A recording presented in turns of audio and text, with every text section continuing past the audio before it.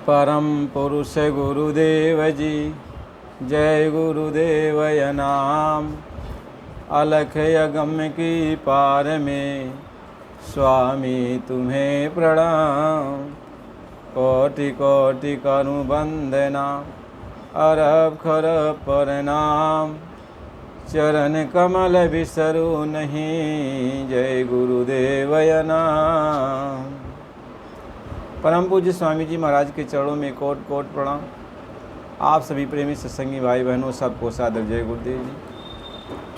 आज हम सब लोग गुरु महाराज जी के सुनाए हुए एक भल्ला साहिब की कथा है। हम तो उस तरीके से कह नहीं पाएंगे, लेकिन थोड़ा बहुत जो समझ में आता है भल्ला साहिब के बारे में, आज भल्ला साहिब की वो कथा कहानी कुछ आप सबके बीच में सुना रहे हैं। भल्ला साहब जी बहुत ही कमाई वाले पुरुष थे, सत्संगी थे और अपने गुरु को बहुत मानते थे। गुरु की एक एक वचन का वो पालन करते थे। भक्ति भाव भजन में उनका मन ज़्यादा लगता था। वो एक गांव के जमींदार थे, उनके पास बहुत सारी प्रॉपर्टियाँ थी, लेकिन फिर भी वो गुरु की भक्ति में लगे रहते थे। उनके पास बहुत सारी गऊएँ थीं। अब उनके लोग बहुत कदर इज्जत भी करते थे, लेकिन बहुत बड़ा उनका बंगला भी था। भल्ला साहब धीरे धीरे ऐसा समय पलटा कि धीरे धीरे उनके गऊएँ भी चल बसी। उनके पत्नी थी, वो पत्नी भी चल बसी। उनके लड़के थे, लड़के भी चल बसे। अब भल्ला साहब अकेले रह गए। वो भजन भाव अपना करते रहे, मालिक को याद करते रहे, लेकिन कभी भी भल्ला साहब ने जो है अपने गुरु से नहीं कहा कि मेरे ऊपर इतना कष्ट पड़ा, इतना अपरंपार कष्ट पड़ रहा है गुरु जी, कुछ कहा नहीं। और भजन बंदगी में लगे रहते थे।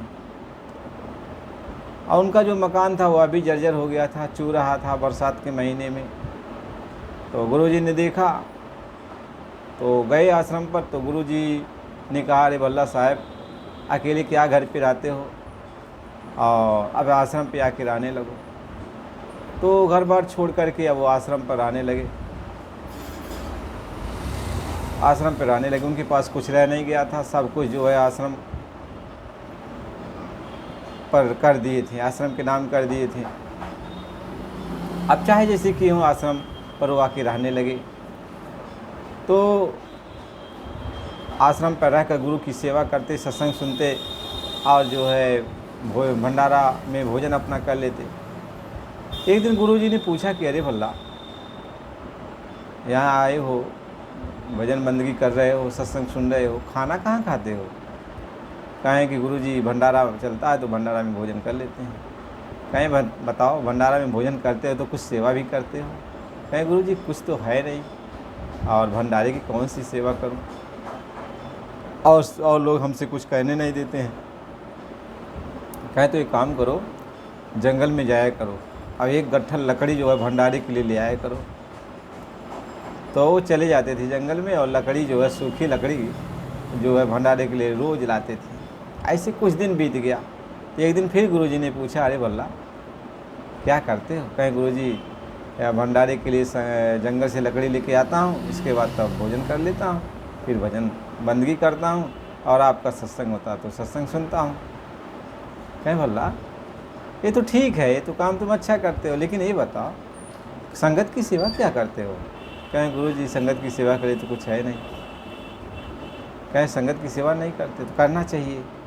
तो गुरुजी क्या करूं, कुछ समझ में नहीं आता है। कहें तुम एक काम करो, आप 2 गट्ठा लकड़ी लेके आना। एक गट्ठा तो संगत की सेवा के लिए हो जाएगा, 1 घंटा भंडारे के लिए जो रोटी खाते हो। तो सुबह से निकलते शाम तक 1 गट्ठा तैयार होता, तो 1 गट्ठा ले आके रख देते, फिर दूसरा गट्ठा जाके लकड़ी तैयार करते, तो दूसरा गट्ठा लाते, तब शाम को तो वो भोजन करते। जब भी मतलब दोनों गट्ठा लकड़ी आ जाती तभी वो भोजन करते थे। ऐसे कुछ दिन बीतता चला गया। एक दिन बारिश का मौसम था, और दोपहर तक उन्होंने 1 गट्ठा लकड़ी ले आके जो है भंडारे में रख दिया भल्ला साहब ने।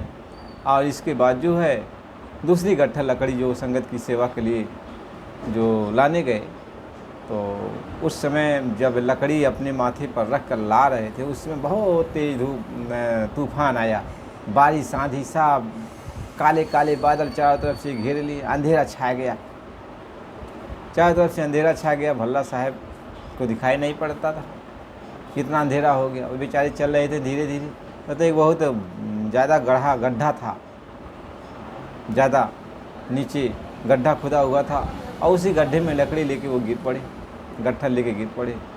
और जब आधी तूफान ख़त्म हुआ तो उनके गुरु भाई लोग अपने आश्रम पर खोजने लगे, हर जगह खोजने लगे, भल्ला साहब नहीं आए, भल्ला साहब नहीं आए। ज़्यादा समय बीत गया खोजते इधर उधर। तो गुरुजी से कहा, गुरुजी भल्ला साहब आए नहीं, और एक गट्ठा लकड़ी लेकर वो जंगल की तरफ गए थे लकड़ी काटने के लिए, और अभी आए नहीं। तो गुरुजी ने कहा, तो बात तो बड़ी चिंता की है, अभी तक भल्ला साहब आए नहीं। अच्छा, लालटेन ले लो और रसरी ले लो, और इसके बाद जो है चलो जंगल की तरफ। तो जंगल की तरफ जाने लगे। तो गुरुजी ने कहा, थोड़ा इधर से मुड़ कर चलो। तो थोड़ा मुड़ कर चले, कहें सब लोग बोलो, चिल्लाओ, बुलाओ भल्ला साहब को। सब लोग भल्ला साहब को बुलाते थे। भल्ला साहब के पास आवाज़ तो जाती थी, भल्ला साहब बोलते थे, गुरुजी मैं इधर हूँ, गुरुजी मैं इधर हूँ। और गुरुजी को तो मालूम था। तो गुरुजी ने कहा, इधर चलो। तो उधर जाके चलते हैं, कहें बुलाओ इधर ज़ोर ज़ोर से। तो ज़ोर ज़ोर से बुलाया तो कुछ आवाज़ लोगों को महसूस हुआ कि गुरुजी इधर किधर से आवाज़ आ रही है। तो जाके देखा तो वहाँ एक गड्ढा, बहुत ज़्यादा गड्ढा था। तो और झाँक कर लोगों ने देखा तो वहाँ गट्ठर अपने सिर पर रखे हुए वो वहीं में गिरे हुए थे। तो कहा, भल्ला साहब तो इधर पड़े हुए हैं। तो भल्ला साहब के पास जो है गुरुजी ने कहा कि अच्छा रसरी जो है लटका दो, और रसरी पकड़ करके भल्ला साहब निकला में। तो रसरी जब डाला गया तो कहा, गुरुजी ने कहा कि भल्ला, और इस रस्सी को पकड़ के वो चले आओ। और संगत के लोग जो उनके गुरु भाई लोग थे सब खींच रहे थे। तो भल्ला साहब ने कहा, नहीं गुरुजी, पहले जो है एक गट्ठर आप निकालिए। कहें पहले तुम निकल के, कहे नहीं गुरुजी, पहले गट्ठर, पहले संगत की सेवा। आप संगत की सेवा पहुंच जाएगी तो भल्ला निकलेगा। तो गट्ठा निकाला गया, इसको बाद तब भल्ला साहब निकले। तो भल्ला साहब को पकड़ के गुरुजी अपने हृदय से लगा लिए, कहें भल्ला तेरी परीक्षा पूरी हो गई। तो भल्ला को उसी वक्त अपना जानशीन बना दिए, यानी अपने में मिला लिए, उनको पूर्ण गति कर दिया, यानी संत बना दिया भल्ला साहब। कहें नज़र जब मुर्शद ने की तो कतरे से दरिया कर दिया, और बंदे का बंदा जब मिला बंदे से मौला कर दिया। तो इतने बड़े बड़े लोग जब दीनहीन बन जाते हैं, अपनी हस्ती को मिटा देते हैं, तभी कुछ पा सकते हैं। हम लोग मान सम्मान के भूखे हैं, जहाँ मान सम्मान नहीं मिलता वहाँ नहीं जाना चाहते हैं। कोई दो बात कहता है तो उससे लड़ झगड़ बैठते हैं। हम लोग तो इतना ऐश आराम से ज़िंदगी अपना बिताना चाहते हैं, जैसे राजा लोग, मंत्री लोग, मिनिस्टर लोग और सारे सेठ साहूकार लोग बिताना चाहते हैं। हम लोग उसी तरह से बिताना चाहते हैं, और कहते हैं हमारा भजन भी बन जाए। तो गुरु माई ने हम लोगों से यही कहा, बच्चा 24 घंटे में 1 घंटा सुबह 1 घंटा शाम को भजन भाव भक्ति करते रहना, ईमानदारी मेहनत से कमाई खाना, शाकाहारी सदाचारी बन के रहना, गुरु की बात को मानते चलना, इसी में तुम्हारा मैं भला कर दूंगा, तुम्हारा कल्याण हो जाएगा। तो हम लोग को जो पार लगता है वही करते हैं। और भल्ला साहब इतने जो है पहुँचे हुए, तो उनका तो भाई मालिक की बड़ी कृपा है। तो भल्ला साहब ने कहा कि गुरुजी,